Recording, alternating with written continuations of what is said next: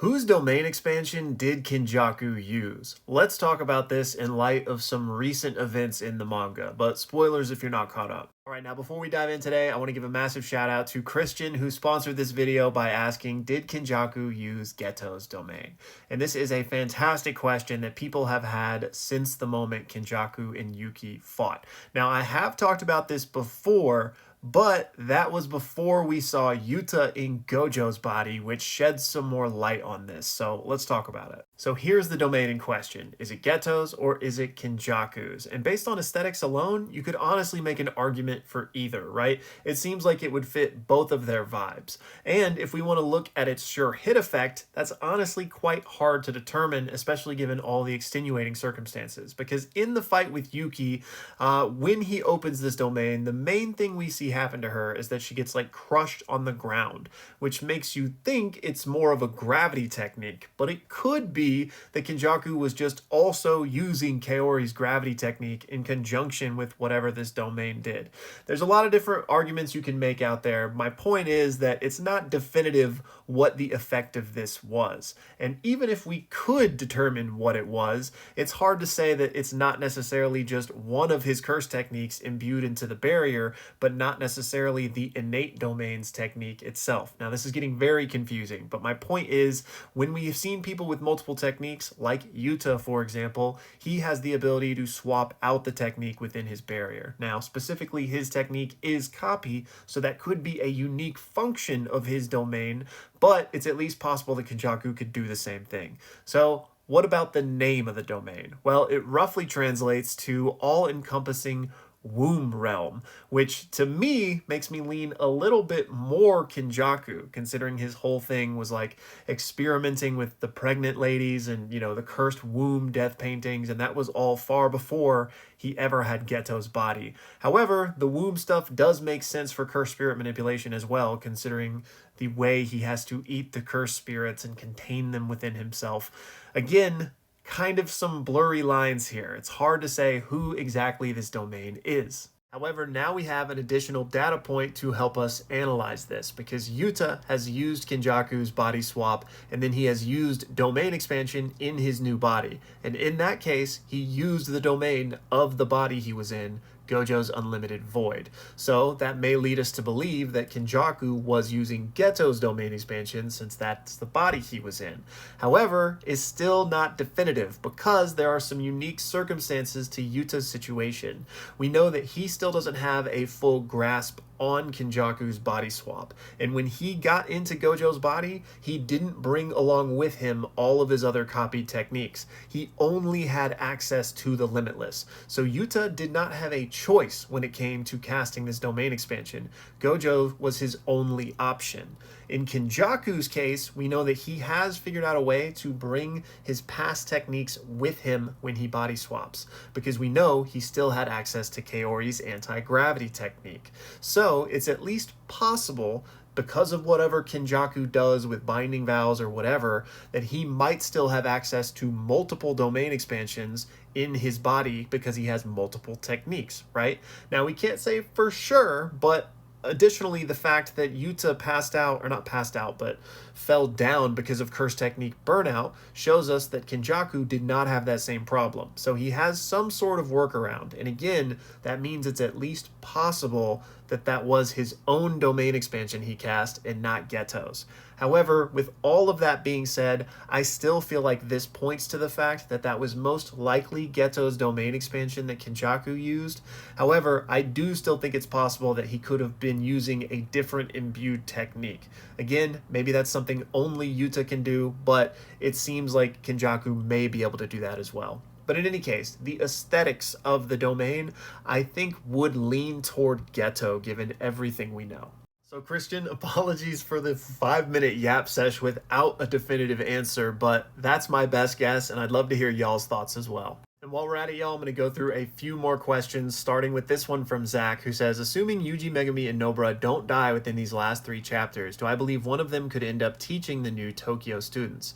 In the same style of ending, what do you think becomes of the jujutsu world now that the higher ups are gone along with Gojo? And honestly, I could see all 3 of them becoming teachers, but I doubt they all would. I could just see it though. And if only one of them was going to become one, I could see it being Yuji. I feel like he would be the best teacher amongst the 3. I feel like Nobara wants to go off and do like bigger and better things. She has high aspirations. And then Megami, I feel like, is more of a Nanami type where like he could be a teacher, but he probably would like, want to be doing something else. And then what do I think becomes of the jujutsu world? I hope it becomes much better. The fulfillment of Gojo's dream. He wanted to tear it down and build up the new society by raising up the next generation of sorcerers, which he has successfully done. So I have high hopes for it. I don't really know like what effective changes that might mean, like how that takes shape on the world, but I'm optimistic if those 3 are the ones kind of guiding the next generation. Next up, I have some very kind words from Grace here, so thank you so much. But they want to know if I'd ever think about going into the podcast realm. And funnily enough, I do a podcast with one of my best friends where we talk about a bunch of nerdy stuff like D&D, but nothing in the manga realm. I think I probably wouldn't do a podcast on this stuff unless like someone else wanted me to come on theirs, then I'd be open to that. But I think if anything, I would probably just make like a more in-depth, longer deep dive video type of thing. So maybe still talk about these very things. I just don't know if I would be able to do it on a consistent enough basis on my own to make a podcast make sense. But like I said, maybe some of that type of content at least coming at some point. Next up, we got a few questions from Dip here, and he says, a good reason for Nobara's timing, which is something we've talked about in recent videos, could be the live stream and her wanting to help Yuji the most and not a bunch of randoms or Gojo for reasons. And that's hilarious to think of like Nobara being spiteful and being like, I'm not going to hit this resonance. I don't like you as much. It does seem in character for her, but I don't think that's what was happening. What we were told is that she essentially just woke up. So that's like the main reason for the timing. It was largely luck and not that she was like waiting to hit it only for Yuji or anything like that. And then your second question here actually also deals with like what students might be good teachers. And I do think Toto wouldn't be a good, like he would be a good teacher, but he'd be a terrible teacher, if that makes sense. I feel like he would be a lot like Gojo in that way. And not that Gojo's a bad teacher, but hopefully you guys know what I mean. Like he would have good lessons at heart, but I don't think he would be good at delivering them. You'd have to be like weird like Yuji, to really connect with him. So again, I think Yuji would be the best teacher out of all of them. I could see the Shiesty Sorcerer being a good teacher as well. But other than that, I'm trying to think of what other students might be decent. Maybe Miwa. I could see her actually, finding her, like, her usefulness in that realm. Next up, we got another long one from Ryan here, so y'all pause to read it, but it also deals with the whole Nobara timing thing, which again, I talked about in a recent video. So Ryan says he thinks I was a little dismissive in that video, and so I apologize if that's how I came off. That is never my intent, but I will admit sometimes when I'm getting chirped at from all my different comment sections and people DMing me, sometimes that will influence my response when it shouldn't. So apologies if that's how it came off in that video. But he says, like I mentioned, Nobara could have woken up at 3 or 4 different points and it would have been honestly even better. And so he says, well, if she just woke up, then why weren't they just going to let Gojo give the finger to Yuta anyway? Why did he know she'd wake up at that specific point? And I would say that Gojo had no idea, right? He obviously can't see the future or anything. I think Gojo just wanted to keep that finger as an ace up the sleeve for a potential way to sneak Sukuna that they could just have in their back pocket that he wasn't aware of, right? Especially if they then go on to trick Sukuna by thinking that Yuta ate the last finger, right? So I don't think Gojo specifically had this timing in mind when Nobara would wake up, because of course he couldn't know, but he just wanted that ace in the hole just in case. And then to your point of why didn't Yuta copy resonance and use it on the finger at some point, it's honestly a good question, but I think then you're just getting into a whole bag of worms of like, well, why didn't this hypothetical happen? Or why didn't they do this? And maybe we can come up with some reasons for some of them, but at the end of the day, you're always going to be able to think of like, well, they should have done this. Next up, we got this one from Kai, and y'all pause to read it, but he wants to know my thoughts on this idea of Yuta, while in Gojo's body, potentially being the one to use the binding vow to sacrifice one of the six eyes, and that's what places Gojo back within his own body. And this would certainly be interesting. It would be a cool kind of flip on the head of the whole sacrifice the eye thing, which a lot of people have speculated for forever, right? Like, what if it was Yuta that made that choice and not Gojo? So I think that would be cool. It would, again, satisfy not only the eye stuff, but just a lot of the Gojo stuff we've long since talked about, which I won't bore you guys with again right here. But yeah, with 3 chapters left, I do still think there's potential for those types of things to happen. Next up, we got this from Digimeat, who is a YouTube member, so shout out to you, legend. Thank you so much. And his message here is a bit longer, so y'all pause to read this one as well. But what he first talks about are the Claws of Calamity, aka those gloves that Yuji was wearing throughout this whole fight. He speculates that what if that belonged to the Kamo clan, which could explain why we didn't see them until after Noritoshi trained Yuji in blood manipulation.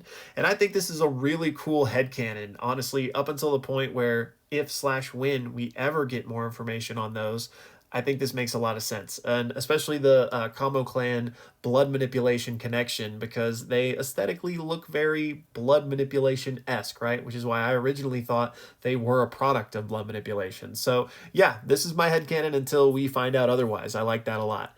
And then secondly, he says, in regards to Tengen's barriers being what holds curses and cursed energy predominantly to Japan, if they collapsed, could that open the door for another story to be told in this universe in another part of the world? And yeah, I would love that. I've talked about it a few times now, but like, be it a spinoff, be it a prequel, be it a sequel, be whatever it is, I would take another story set in this world for sure. Next up, we got another comment from a YouTube member who surely has Malevolent Riz because it's working on me. Thank you so much, man.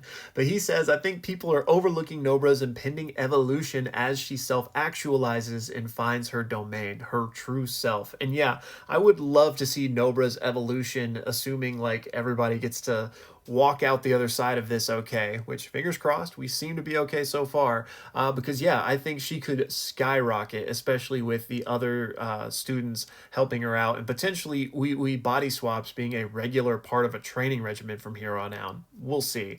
But then Malevolent Riz goes on to explain his very own idea for a domain expansion for Nobara, and this is a bit long, so I'm going to show 2 screenshots, but y'all pause to read this because it's pretty cool. And here is part 2. And Riz, thank you so much for the kind words, man. And next up, staying on the Nobara train, we've got this from Hippity Hop. And this is another long one, but it's a really cool analysis of the trio of students, Yuji, Megami, and Nobara, basically showing how they each had different paths to their learning and evolution in this story. And yeah, I really love how you put all of this. Also, Hippity, thank you for being a YouTube member as well. And then staying on trend with the trio here, Ivan asked who amongst those 3 I think got the worst physical scars out of all of this. And since you did specify physical, I'm going to agree with you that Nobara got the worst, because she is missing an eye, and what Mahito did to her, they really don't have a good way to ever kind of help fix that, right? So I'd go with her, but if we're going to include like emotional scars and psychological scars, then I would definitely have to go with Megami, considering he was forced to kill not only his sister, but his surrogate father. Next up, I got some questions about Mechamaru from Josue. The first is, do I think he could have used other people's stored cursed energy to operate his mech? And I would say that no, I don't. At least not the one that we see him actually pilot. I think that one had been designed to specifically use his cursed energy that he'd been storing up through his life. But I will say that I think he was enough of a genius to have figured out how to utilize other people's if he had had the time to do so. And then Josue asks what I think Mechamaru's domain expansion would be, and this is a really fascinating question that I never thought about before, but I think it would be cool to further incorporate kind of the puppetry of Mechamaru, the way he, operates these robots with metaphorical strings, strings of cursed energy, I guess we could call it. So I think it'd be really cool if he got to take control over or manipulate his opponents that were trapped in the domain. Also, to your question of who would have to cast the hand sign, Mechamaru or his robot, I think both would probably have to do it.